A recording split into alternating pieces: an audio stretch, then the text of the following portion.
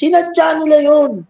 Sinadya nila yun para sirain ang training camp ni Jerwin Angkas kasi nakapokus na si Jerwin eh. Naka-fight form na eh. Ngayon, sinadya nila yun na parang pinalabas na injury. Come on, ribs injury tapos agad-agad February. Niloloko naman nila yung mga boxing fans eh. Powercast Sports. If you're new here, don't forget to subscribe and hit the notification bell. This content is presented by Arena Plus, Astigsa Sports.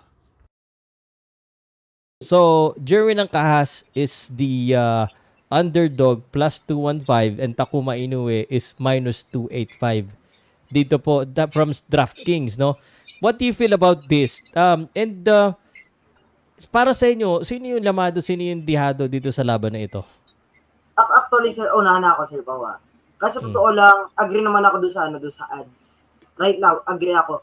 Kasi kung titignan naman natin si Jerwin Angkas on his past 5 fights, meron siyang 2 talo which is galing kay Fernando Martinez sa 115 pounds. Tapos yung comeback fight niya, okay naman, maganda naman yung pinakita niya. Pero hindi ibig sabihin na nagwagi siya doon sa laban na yon is siya yung magiging yamado dito. Kasi titingnan din natin yung mga past fights naman nung Takuma Inoue. Maganda rin naman yung performance niya. Siguro tiningnan doon nung mga betting odds maker yung mga past few fights nila. Kung bakit. Pero para sa'yo, anong percentage para sa'yo? If you're gonna divide the 100%, ano sa'yo? Sa pagdating sa ads sa akin. Oo. Para mas simple intindihan ng mga tao, hatiin mo yung 100. 65% for Jerwin Angkas, 35% for Takuma Inoue. So para sa iyo lamado si Jerwin. Lamado sa akin si Jerwin. In terms of experience tsaka skills. Hindi naman questionable yung chin ng Jerwin Angkas, tapos wala din naman power yung Takuma Inoue. Tapos si Takuma Inoue, di ba?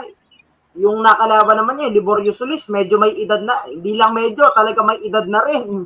Compare kay Jerwin Angkas sa mga kinakalaban niya. Tataka nga ako dito kay Takuma, hindi man lang nakakuha ng power punch kay Naoya Inoue.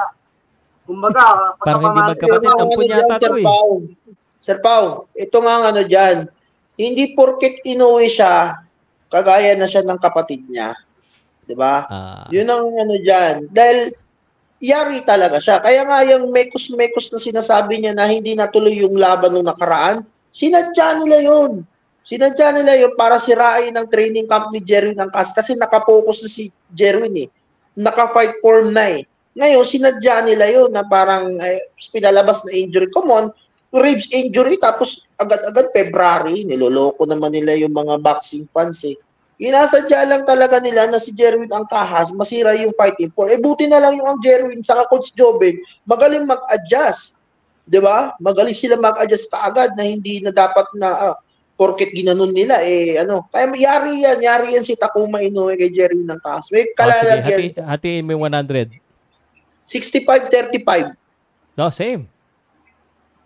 Okay. No. Sir Ron says walang panama si Sir Pao, walang panama yan si Takuma Inoue kay Jerwin Angkas. High caliber na kumbaga nga may kailangan pa nga si Takuma Inoue para sumikat siya sa mundo eh. Kasi si Jerwin Angkas kilala na yan kahit saan. Si Takuma Inoue nag-a-price siya porket world champion siya, hindi pa masyadong na siya dahil yung pangalan ng kapatid niya. Pero ang totoo, hindi naman siya si Naoya Inoue. Is Takuma Inoue. Hindi naman siya kagaya ng kapatid niya kung paano maglaro. Wala naman siyang power eh. Yung talo pa niya, yung pagkano na kay Liborio Solis, stoppage pa. Hindi naman tulog na kagaya ng ginagawa ni Naoya Inoue sa mga kalaban niya, di ba? Okay, Ron says. Ako na. Ako kasi, I think yung odds, they based it on the last performances eh.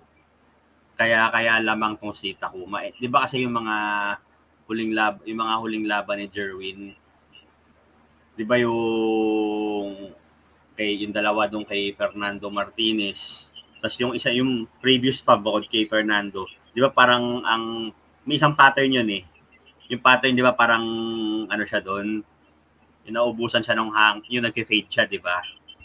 Parang tingin ko doon nila binase. Kaya lang lamang si Takuma. Pero if you were to ask me, I think 70-30 ang Kahas. Kasi ang nakikita ko dito, malaking bagay yung Kasi pintignan ko yung nila, physical attributes. Maliit si Takuma. Takuma, maliit. Maliit. Tas 64 inches ang kanyang reach eh. Tapos ang laro niya 'di ba sa labas pa. More sa labas yung laro niya. Tapos si Jerwin naman 66 and a half inches yung kanyang reach. Tapos kaya niya yung inside outside. Ang ko dito yung sa jab eh. Parang in a way parang mahihirapan si Takuma. Kasi 'di ba mas maiksi yung reach niya. Yung sa jab. Yun ang nakikita ko na diyan eh. Tapos wala pang power. Ang mangyayari ngayon, si Jerwin hindi matatakot. Sumugod.